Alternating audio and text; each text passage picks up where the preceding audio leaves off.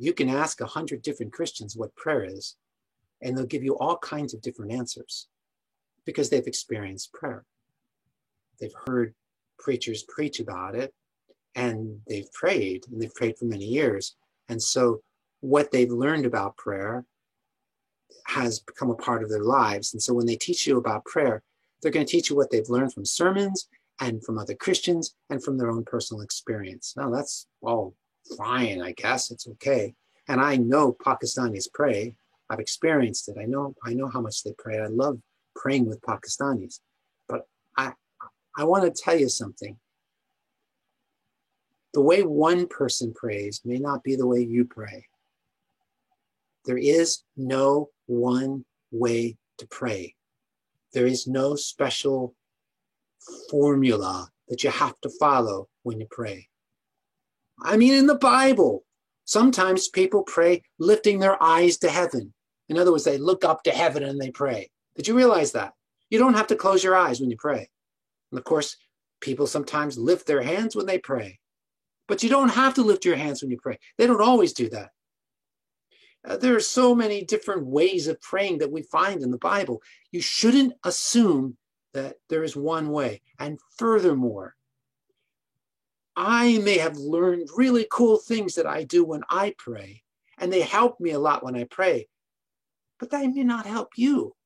If I tell you, oh, this is what you should do when you pray because it works for me, well, what if it doesn't work for you?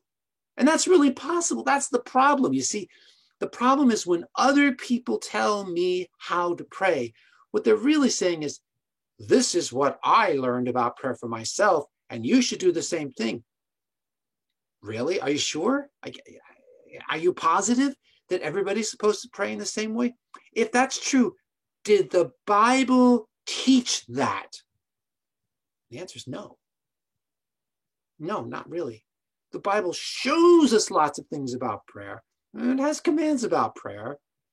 And it has teachings about prayer. Yeah, sure it does. But does it tell you how to pray? No. What? No. The Bible doesn't tell you how to pray. So, what is prayer? This is a problem. The reason it's a problem is because really good Christians who have really meaningful prayer lives assume that they know what prayer is. And even if we say, well, prayer is talking to God. Well, yes. But is it talking always? No. No. In Romans chapter 8, when we're under terrible, terrible pressure and all we can do is just groan before God, the Holy Spirit takes what we groan and he translates that to God as a prayer request. Oh yeah, it's there. Look in Romans chapter 8. And then there's Nehemiah. And Nehemiah was meeting with the king, and the king said, what's going on? What's wrong with you? And Nehemiah prayed to the God of heaven. We didn't pray out loud, right?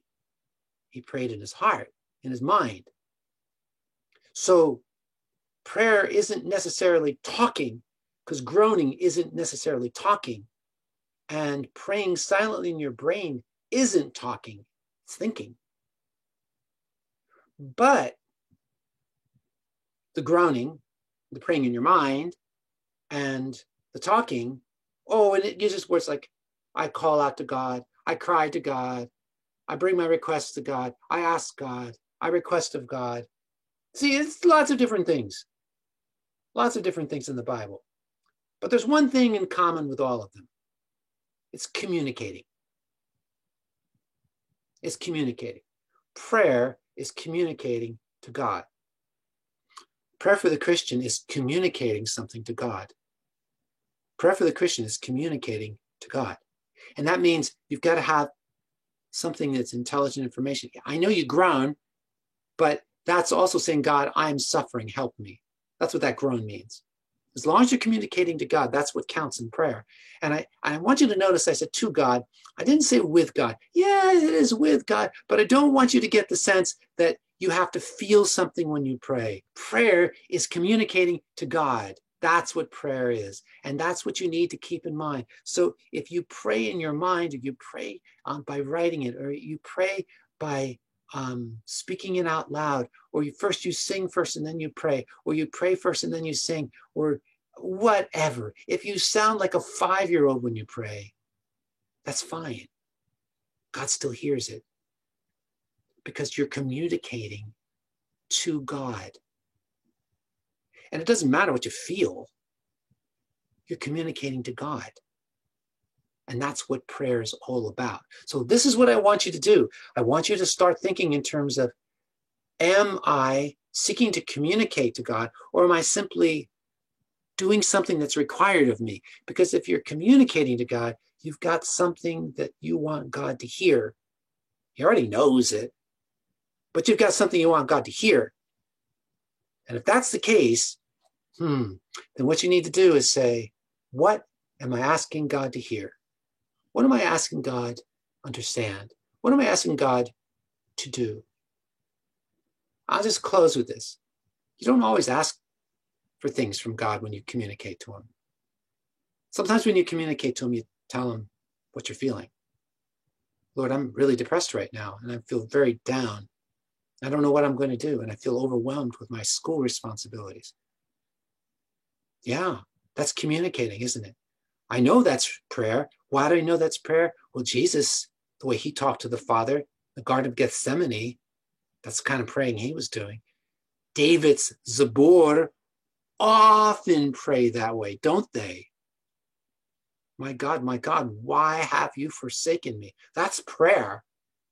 Far from my deliverance are the words of my groaning. That's prayer. It's communicating that David feels completely abandoned by God. You see, so prayer isn't always asking for something. Prayer isn't always sensing God's presence. Prayer isn't always communing with God, but it's always communicating to God. It's always communicating something to God. And then we have this incredible encouragement to know that even though prayer is about communicating to God, the glory is it's about God listening to what we communicate.